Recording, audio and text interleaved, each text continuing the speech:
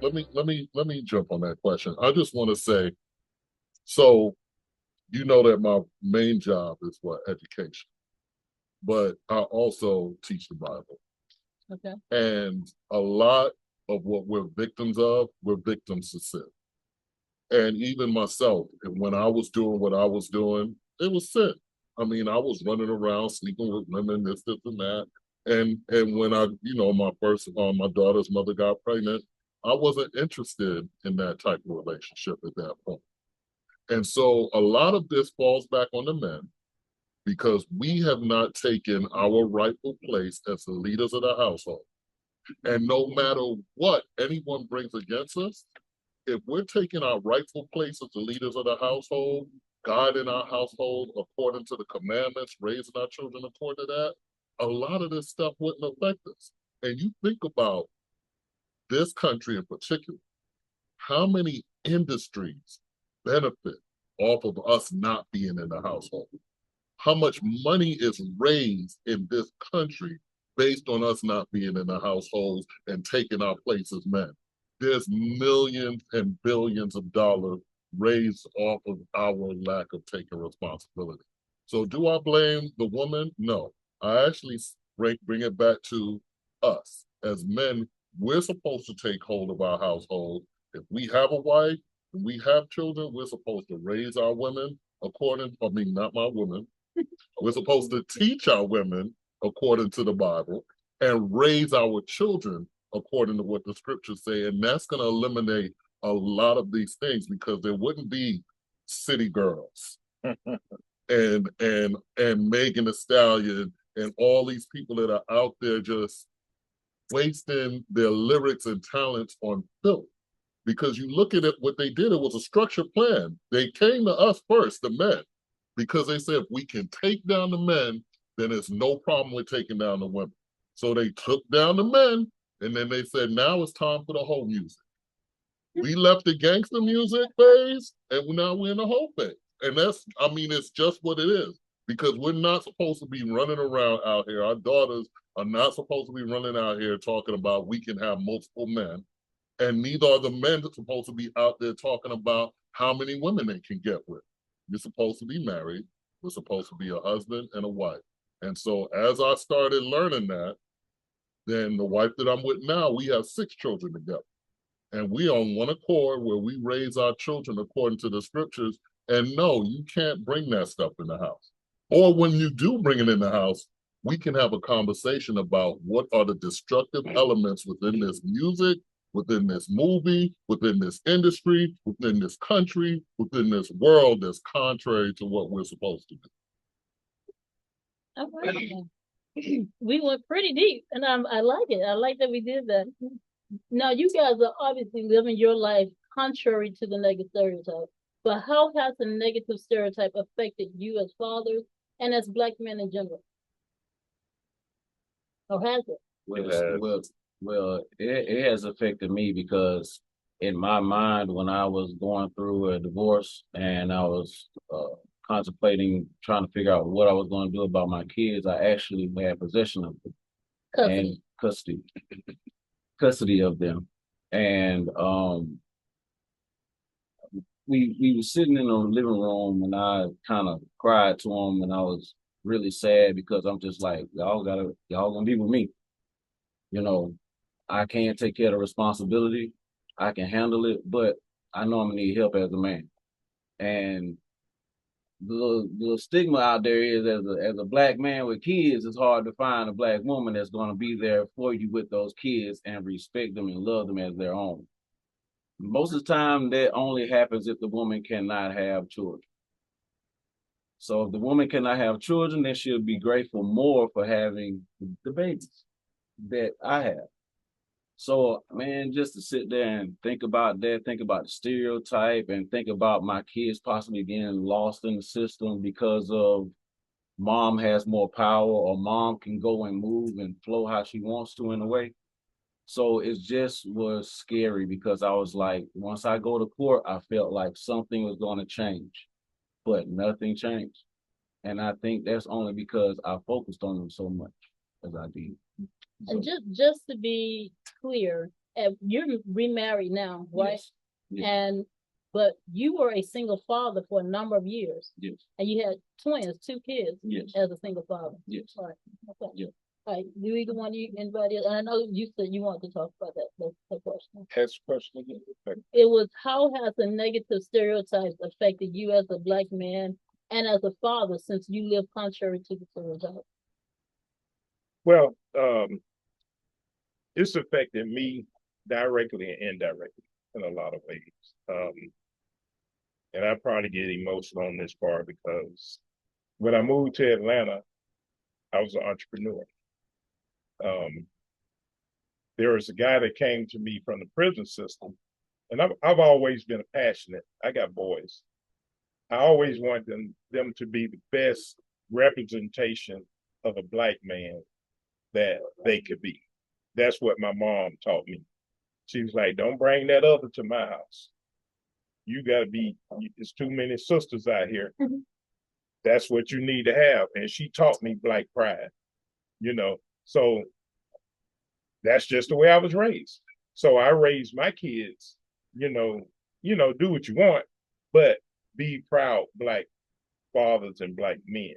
So as I was saying, I carried that.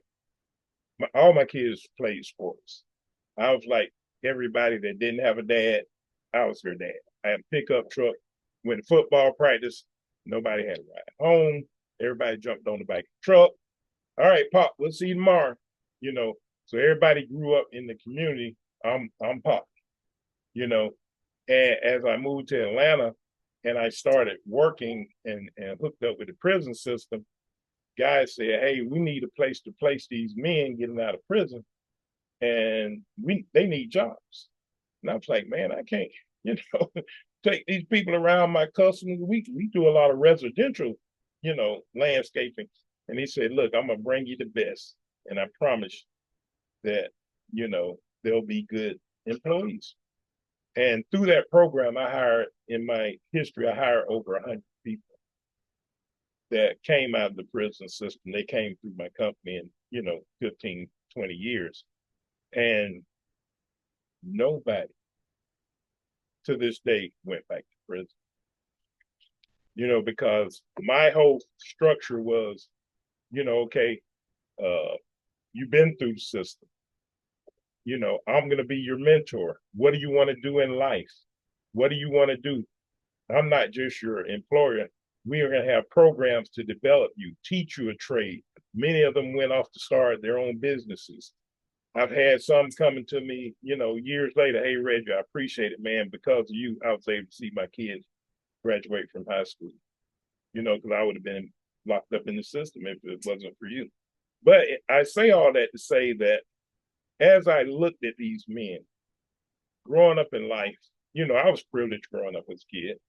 And I looked at them as they weren't as privileged and didn't have the resources, or they didn't have the mother and the father.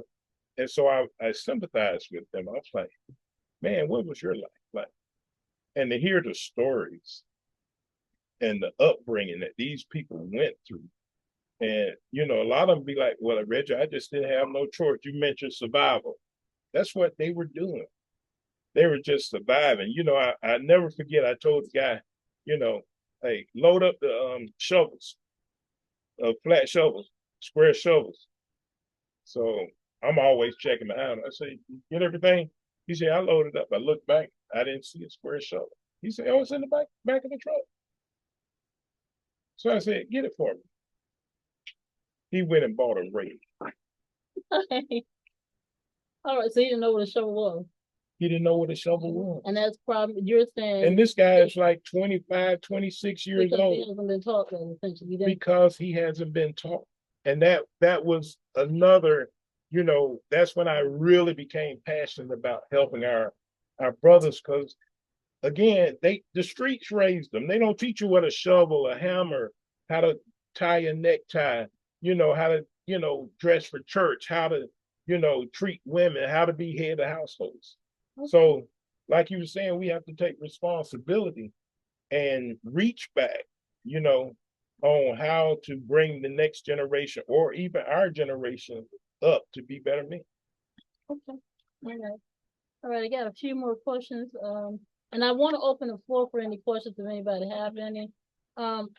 You got your mic. Go ahead, talk to me. I want to speak on what our brother here just said. Okay. I think he's speaking on black male trauma. Okay. That will be another topic we will definitely do, because just before you talk about it, there is a belief that Black men don't need counseling, that they shouldn't have counseling, and that Black male trauma does not exist, but it's becoming more popular. And that is going to be something we're going to be talking about. But go ahead, tell me about it.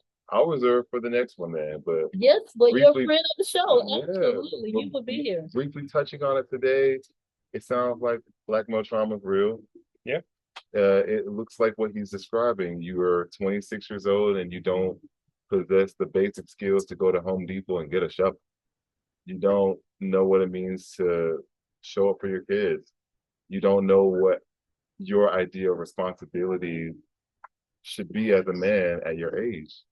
And it comes from what we've already discussed, growing up in a system where all the examples and role models for you were removed or discredited. And so we grew up traumatized. On top of that, we're brutalized by the police, by the justice system. We are hyper sexualized by the entertainment industry. And then outside of that, we're kind of like not that useful. You know, when it comes to people saying smarts, they don't say black men are smart. We're strong, physically laborious, but they don't say we're smart. You always hear that about Asian people or, you know, Indians and Chinese people. You know, we just get used and even look at sports. It's always who's dating the latest football player, you know, but it just comes down to sex and use of our bodies. It never comes down to our intellect. So we grow up kind of like lost and confused. And then we're blamed at the end of the day for not knowing what to do. That's what I pretty much qualify as black male trauma.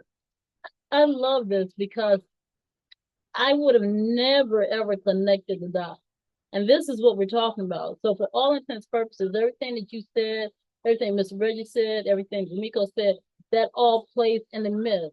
And it also plays in why some fathers decide not to take on that responsibility, because they're only behaving the way that it is expected of them to behave. Is that a fair assessment? If you have a child, I'm sure all these gentlemen will tell you, you have children, and you set low expectations for your child, shouldn't be surprised if the child achieves lowly. You know, we don't have high expectations set for us right now because the system has really kind of demoralized and discredited us for almost 50 years now. The celebration of 50 years of hip hop was what, last year? Yeah. Yeah. Yeah. So when you talk about gangster rap ruins, it's just been 50 years. So these are the vestiges of a concerted movement to destroy us in the eyes of everyone, you know, watching. But yet and still, the CDC statistics will show you Black men make better fathers today than white and Hispanics. So that actually is a testament to how strong we are as Black men. That even with a concerted, unified, nationwide effort to destroy us, we're still showing up more for our kids, spend more time with our children, invest more in our families than whites and Hispanics. And no disrespect to anyone watching, but whites were the ones who promoted that movement to destroy us. Okay. Is it click click or snap snap or whatever it is? I love it. And you're right. That statistic actually says that applies to fathers that's in the home and it's also out of the home. So even those stats that are not in the home, they're still going there and visiting with their children. They're still having food and going to PTAs. I mean, that's something. Absolutely. So the myth is just that. It's just a myth. It's a lie the way I look at it. It's a lie. Okay. So a few more questions. What one myth, each one of you, let's pick a myth that you know of that you wish the world will unlearn.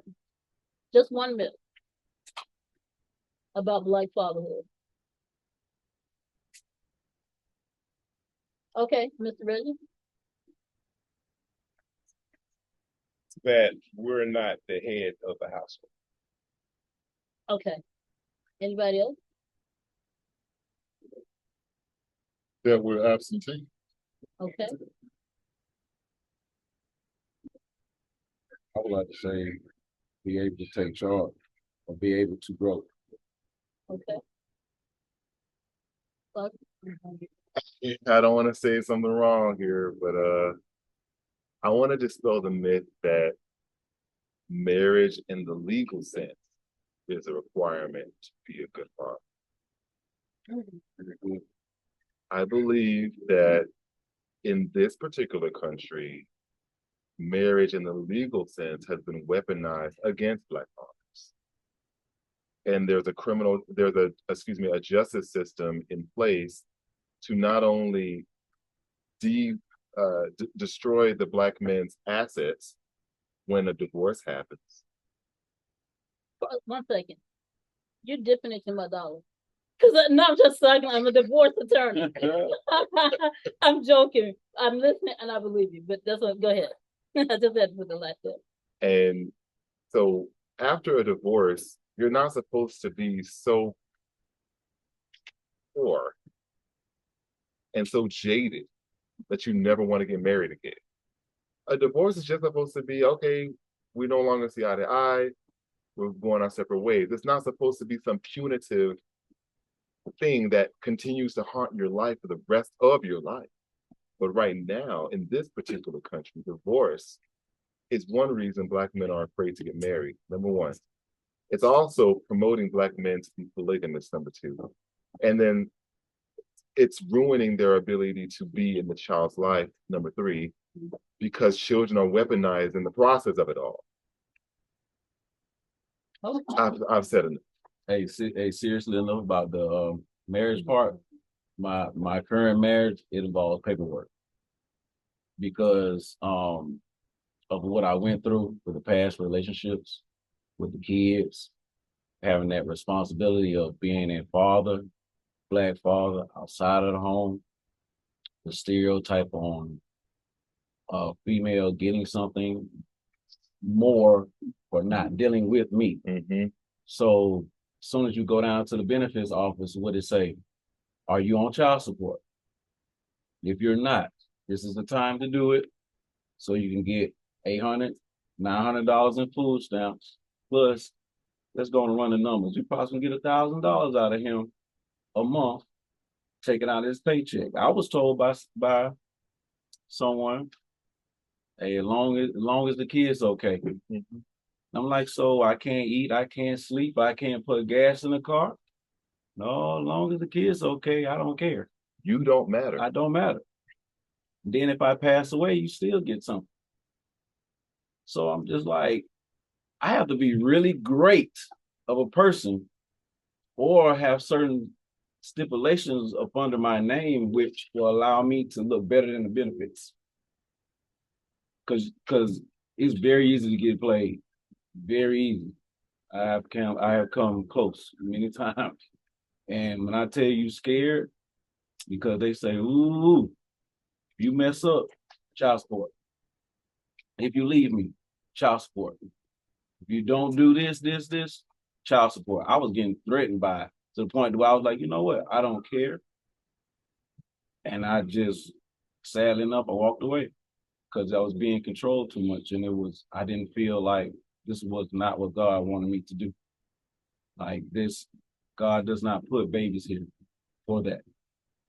Not control, not manipulation, not for benefits.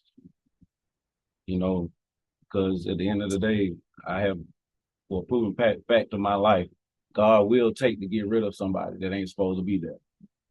And, you know, I have people taking pictures of my house and everything. I'm about to lose everything behind a lot of mess. Child support. I was $1,200 a month over. I was $100,000 in the hole. Everything's about to go. And I just laid down to God and said, and you got it. I don't know what I'm doing, but evidently I'm doing wrong. And I got to do something different. So it's time for someone else to take charge. And when I learned how to listen to God, I really got involved with the word. Went to church. Everything changed with church. And listen to the pastor that I have, it allowed me to understand if you are trying to have this, you have to start here and go here. And I had other Black men that I didn't know about in the church when I joined. They said, "Come here, brother. Let me talk to you." And I was like, they grabbed my hand, they praying for me. I'm crying. I'm like, what's going on? I never had this before. I don't understand. But there was the power of the other Black fathers telling me, keep going, brother. Keep doing this. Keep doing that. This is how you defeat this problem. This is how you defeat that problem, because they went through it. But it's sad that each man has a story to tell. And I hate that. I wish that would stop. And I miss Big Mama. Big Mama is the one that will tell the younger women no, then they raise theirs as Big Mama, no, and it keeps going. But when that fails and the system and dad steps away because he got to go work all day, and then baby girl at home by herself and don't have nothing to do but to go play outside with people and things that she shouldn't, it starts somewhere. It all starts with seeds. You got to go to work so your child over somebody's house that don't need to be. Everything is a seed out here. And as a father that has possession of his kids, man, I had to pay attention to too much. My son, I got to watch him. It's a lot going on. My daughter, I got to watch her. A lot going on. You can't. When it gets dark, I got GPS. I don't know. They say it's a sign of the beast. If I can put a track on them, on staple on their back, that's what it'll be. But I'm watching them, and I even hear them say things about parenting that I don't like, that I got planted because of what's happening between us adults. But I always tell them, no matter what, always respect your parents and adults, no matter what. So it's hard, man. Real. It is. It's hard doing it like that. As a father, very, very. it's very hard, man. Kudos to you, bro. Thank you. But I'm sorry, did you want to add? No. Okay. What advice would you guys give to other fathers who find it difficult? Maybe they're not in a home but want to get in a home, or just fathers, young men that want to become fathers, Black men that want to become fathers. What advice would you guys give them? I'm going in your pockets again. But I will say this. My daughter's mother, my oldest daughter, we were never on any kind of court agreements. We did everything between us. Like, I'm a broke kid, just moved from Germany to Atlanta, to Georgia. If I got one unemployment check, one went to me, one went to her. And we worked that way all the way up until she was through college. She's in college now still, because she's working to be a dentist, and she's just about done. So as much as you can, keep the government and everybody else out of your business and do your best to work it out with that mother and do what you need to do to raise your child, visit your child, spend time with your child. More important than the money is that quality time with your child. And I don't care what anyone said. Kids don't care about the money as much. What they care about is, do you spend time with me? Do you love me? Care for me? So anything that we can do to spend time with our children, raise them up, be at events, see them running track, see them participating in a vast amount of different things that they're interested in, and talking to them about their interests, just maintain that relationship. Because at the end of the day, that's the most important thing that matters. Raise your children, teach your children, and let them know about you. Anyone else? What would you give advice to anyone that's thinking about becoming a father, who's a father now and struggling? Definitely with any young man, it's always about understanding, is this what you really want in your life? Who are you having a child with? And the financial responsibility of having children. No matter if you're going to have the system in place to help or assist or whatever it may be, you still have to understand two people need to work and two people need to come together. Two people need to have straight communication, because most I see is always communication that fails somewhere or something was hid and the child is in place and now something else changes, something else shifts. If you have everything in your household and everything in order before the child gets here, expect for it to probably drop a couple of inches. But if you don't have nothing and a child comes, expect for it to fall completely off. And next thing you know, the government is going to become your enemy, because that woman ain't going to want to struggle. She said, what are you doing? If you don't help me right now, I'm going to go find some help. Whether it's the dude around the corner that you don't like, or it's the system itself. You know, and it don't affect nobody but the ones that really work at the end of the day. I think it's a comical joke, because I go over plenty. When I was dealing with weak females, they always had this ignorant baby daddy that didn't do nothing. And I'm like, hey, you got him on some type of assistance? What's going on? Like, he ain't seem to be helping. I'm doing everything. Oh, he don't have no job. He ain't. I'm like, oh, okay. But then when I see the ones that has a full career, taking care of business, they're the ones. We all sitting in the child support office in the fatherhood program, trying not to go to jail. I done been on work release. I done been all through the system. I'm surprised. I've been on billboard. You know, I done been in a program of trying to pay back child support because I lost my job. I can't help that. They say, Mr. Cobb, do you have this $5,000? I said, no.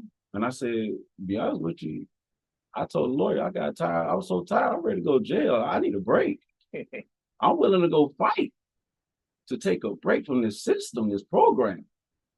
Because once you get in it, it's crazy to get out. And it makes your children look like little dollar signs running around. Does it feel regret or resentment towards the children? You will never feel resentment until the child calls you and they ask something of you that you cannot do because you just paid some money. If I just paid the $1,200 and my child say, Dad, can I get these Nikes right here? They be like, what? Excuse me? You know, why your shoes so messed up? You know, what's going on? The mom is doing what she got to do. She's paying the bills. She's doing what she has to do. So now that other pressure gets put on one of the parents. You know, I done argued on the first day of school. Oh no, we got to go get some more clothes. What's going on? You know, but it's not the woman's fault. It's a community type thing because we all don't know sometimes. We all just don't know. We don't have a lot of examples of great fathers that be in the back of that pick us up from practice. A lot of us don't have none of that. We see the other fathers in the streets. I'm gonna be like my dad. Look at him hustling, driving all the nice cars. That's what they got to look up to when they don't have nothing. And I'll add to that, not just the little boys having fathers in the street, but the little girls grow up with fathers in the street, so they don't understand what it means to actually see a good man or know what it means to see, okay, this man is trying. He's trying, so let me work with him. So it's holistic. It affects the men as well as the girls. Am I right? 100%. Okay. All right. I'm gonna say yes, but I'm also gonna say I have a different view of things because I grew up as a military brat. So all the fathers pretty much were around. And so I've seen a lot of good examples of men and fathers as I came up. And just even within my family, you know, there's not a lot of children that are just without their fathers in my family. A lot of my family has mother, father, all the way through grandmother, grandfather, especially on my mother's side, they all were there all the way through. So I would say that I have a different perspective because I grew up seeing fathers all the way through my life. I will also say, though, to the point that you made, and he made a very good, solid point that I hope people didn't miss. Men, and I'm just going to say it, keep your penis in your pants if you're not ready to have children. Yeah. Keep it in and don't deal with it. And as you're getting ready for it, for that marriage and for that time, get yourself established, as he was saying. Get you that house, get you that place, have you that bank account set up, have you brothers and counselors that can talk to you about what fatherhood is. So when the time does come, you and your wife aren't moving into some rat hole apartment. You've got somewhere that's established for her to come to, and not somewhere where you just trying to make ends meet suddenly. Have all of that ahead of time, and that's what men are supposed to do. That's when I talk about us being the leaders. That's what we're supposed to do as leaders. Hey, a little tidbit, you got to be able to afford her first. You got to be able to afford her first. If you can't afford her, you can't afford the child either. So once you get everything established and you got her where how she want to be, yeah, then we can have that little talk about bringing some children in. Because once you start moving in life responsibly as two adults, you enjoying things. right. You really enjoying stuff. And I hope it don't kind of get so bad to where you like, you know what, we don't need to have a child for like two, 3, 4 more years. You know, because sometimes you do need to go on and try to get out of the way at a certain age, you know, and get it going. So that way you can probably look forward to being an elder and enjoying life and not having kids at like 50. Yeah. You know what I'm saying? I'm trying not to, but you know, I came close to having a child at like at 40, and I still, being honest, at this age, I still want another kid because I enjoy the parents, and I enjoy just seeing the family structure. Yeah. I enjoy family. I'm never gonna die on family. People ask me, why do you keep going? I can't give the notion of me living a life and sitting on the porch by myself and not seeing the grandkids and all the family coming. You know, I see what it's like of not having none of that. And the guys, the black guys, they say, man, I should have stopped doing what I was doing. Mm-hmm. I should have settled down. I should have been responsible. Mm-hmm. Then I could have a wife right here with me and kids right here with me.